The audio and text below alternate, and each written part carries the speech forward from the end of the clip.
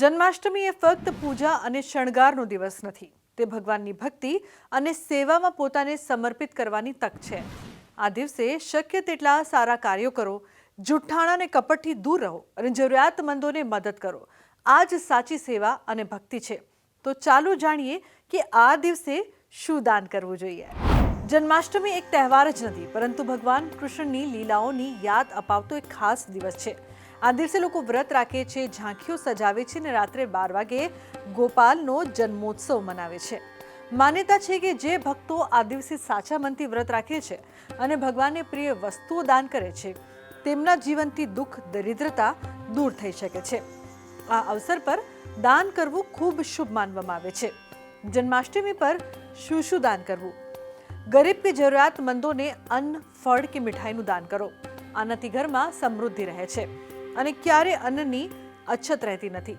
ભગવાન કૃષ્ણને માખણ ખૂબ જ પ્રિય છે, તેથી આ દિવસે ગાયના દૂધમાંથી બનેલ માખણ અને ખાંડની મીઠાઈનું દાન કરવું ખૂબ જ શુભ માનવામાં આવે છે.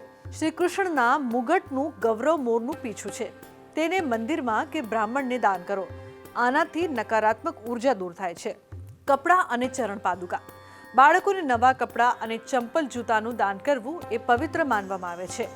બાળ ગોપાલની મૂર્તિના રૂપમાં બાળકને કંઈક ભેટમાં આપવું એ ખાસ કરીને શુભ માનવામાં આવે છે. કામધેનુ ગાયની મૂર્તિ. એવું માનવામાં આવે છે કે કામધેનુ ગાય બધી ઈચ્છાઓ પૂર્ણ કરે છે. તેની નાની મૂર્તિ મંદિર કે પૂજારીને દાન કરો. તે સુખ અને સમૃદ્ધિ લાવે છે. મુરલી કે વાંસળીનું દાન. વાંસળી એ ભગવાન કૃષ્ણની ઓળખ છે. બાળકોને કે મંદિરને દાન કરવાથી મન શાંત રહે છે અને માનસિક તણાવ પણ ઓછો થાય છે. ભગવાન શ્રી કૃષ્ણનો જન્મોત્સવ એટલે કહેવાય કે જન્માષ્ટમીના દિવસે તમે આ બધું જ કાર્ય કરો તો ભગવાન કૃષ્ણ વિશેષ પ્રસન્નતા વ્યક્ત કરે છે. સર્વપ્રથમ તો જન્માષ્ટમીના દિવસે આપ ઉપવાસ કરી શકો છો.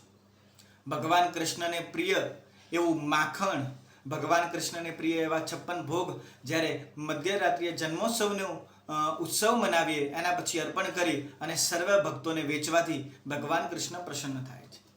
વિદ્યાર્થીઓ મિત્રોને ચોપડીઓનું દાન આપવું જોઈએ. જે ગરીબ લોકો છે એ ગરીબ લોકોને ભોજન આપવું જોઈએ. એથી પણ ભગવાન કૃષ્ણ વધારે પ્રસન્ન થાય છે. કામધેનુ ગાય. ભગવાન ગાયોની સેવા કરતા તો આ દિવસે તમે ગાયને દાન આપી શકો છો. બ્રાહ્મણને ગાયનું પ્રતીક સ્વરૂપે દાન આપવું જોઈએ. જે પણ લોકો જે છે જેના ઘરે વાસ્તુ દોષ છે એ લોકો એ દિવસે ભગવાન કૃષ્ણને મંદિરમાં જઈ અને મોરપીંછનો સ્પર્શ કરી એના ઘરમાં મોરપીંછ રાખે તો પણ એને વાસ્તુ દોષમાંથી ક્યાંક ને ક્યાંક સરળ શાંતિ પ્રાપ્ત થાય છે. જે પણ ભક્તો ભગવાન કૃષ્ણની માળા કરવા માંગતા હોય તો શ્રી કૃષ્ણ શરણમ મમ, ભગવાન કૃષ્ણનો હરે કૃષ્ણ આવા વગેરે મંત્રો દ્વારા તમે શ્રદ્ધાથી મંત્ર જાપ કરો તો પણ ભગવાન કૃષ્ણ વધારે પ્રસન્ન થાય છે. તો આજના મારા આ અહેવાલમાં બસ આટલું. ફરી મળીશું એક નવી અને મહત્વપૂર્ણ જાણકારીની સાથે. પરંતુ આ વિડીયોને આપ ખાસ લાઈક કરો અને વધુમાં વધુ શેર પણ કરો. નમસ્કાર.